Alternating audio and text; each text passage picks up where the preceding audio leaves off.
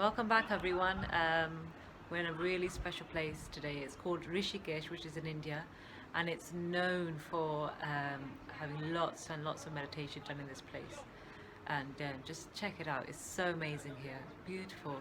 Lots of greenery in the mountains. Such an amazing setting.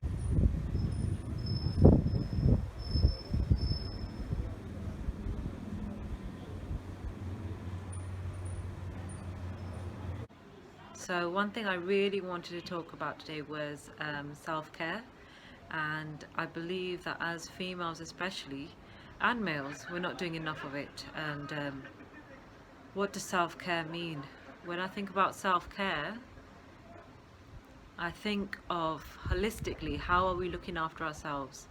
How are we doing mentally, mental health? How are we doing financially, emotionally, nutritionally? How are we doing socially? Do we have a social circle, a network?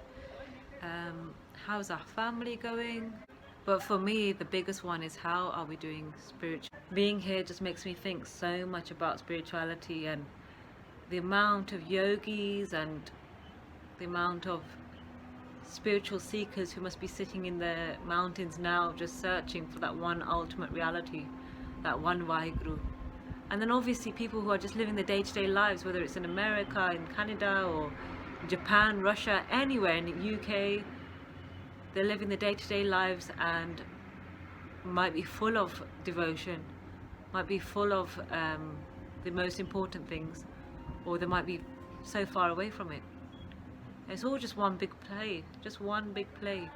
So like I see these mountains and I see the streams, the valleys, the river Ganga, I think what's inside me when I close my eyes, I think, wow, all this and more exists inside the light that is inside all of us.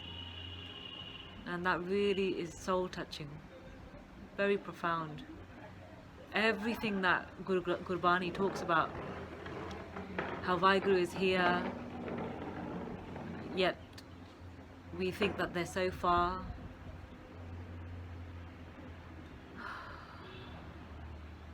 It's just breathtaking, really.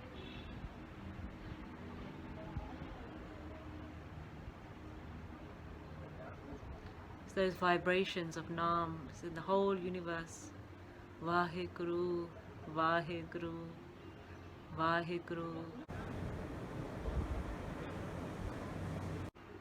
And for me, that is the biggest self-care, the biggest ultimate realization, that we're connected, we're ultimately connected to the one source and to each other, to the ultimate reality. And that's why our 10th Guru, I can only assume, came to the mountains in their previous life and did so much meditation that they became one with God. So they became the ultimate reality and came back as the 10th one, the 10th master, to teach us how to live and to teach us the way. And I can't imagine living any different path from the one that we've been blessed to walk on right now. I think it's so unique and so giving to us, the ultimate form of self-care.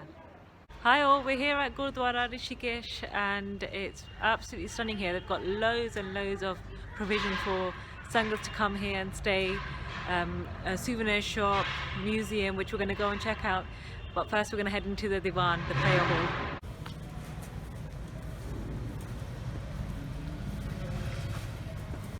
So what was so amazing is when I was feeling that wow, wherever we're going, God is there with us, inside of us. We've come to the Gurdwara Sahib, which is our religious place of learning. It's a place where we connect with the Guru, who teaches us how to connect within, with Vaheguru, the great ultimate one. We always look at what the order is of the day, which is called a Hukamnama, which is taken from the Sikh scriptures, our Guru, Guru Granth Sahib Ji, which we actually believe 150% that our Guru Sahib is talking to us. So this is the Hukamnama for today. Maharaj is saying Tanasri Mahalla Panjwa is written in the Tanasri chapter of Guru Granth Sahib Ji Maharaj by Guru Arjan Dev Ji. He says, Jahde Pekho Tahaju Durgato Na Jai Rab raheya sarbattar mein, man sada tyai. So wherever I look, I see Vaheguru, I see God. Dur ka to na jai, He is never far away. Rab raheya sarbattar mein, He is in every single molecule of this world and this atmosphere, the environment that we see before us. Man sada tyai, I think of Vaheguru in my mind at all times.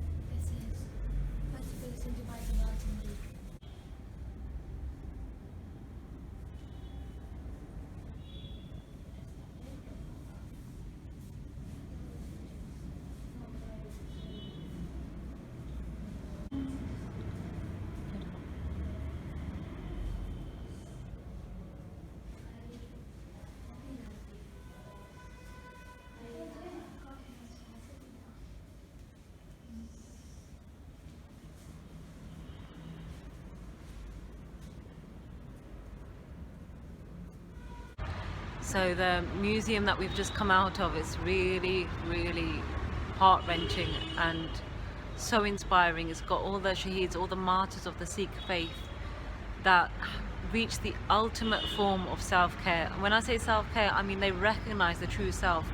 Man tu jot surup hai, apna mool pashan. Which means that, oh mind, you are the Surup, you are the image of Vaheguru, that recognize that image. And so these great martyrs, they understood that, they became that image of Vaheguru, and then they went on to achieve the impossible. Whether it was watching the children get slaughtered in front of them, having no choice because of the oppressive regime at the time, that they had to leave their faith or be killed, and obviously those women in the worst circumstances in jail, watching their children get tortured in front of them, but their spirit was so attached to that truth, that Vaheguru, that ultimate one, that they didn't give up their faith. And you know, you had people like Baba Deep Singh Ji who fought with their head in the palm of their hand. You had people like Bhai Mani Singh Ji, who was cut up limb by limb, by Sati Das Ji, by Mati Das Ji, boiled alive, sword alive. That the martyrs in there live on forever, and continually we remember them as Sikhs around the world. They stood up against oppression. They stood up for truth, the ultimate reality that actually all of us one day are going to leave this world, but it's how we choose to leave and what we achieve, what's our legacy and what we stand for, that's going to matter in the end. So the most deepest namaskar, we all bow down to them from the bottom of our heart, and can only hope for their charantur, their blessed dust of their feet.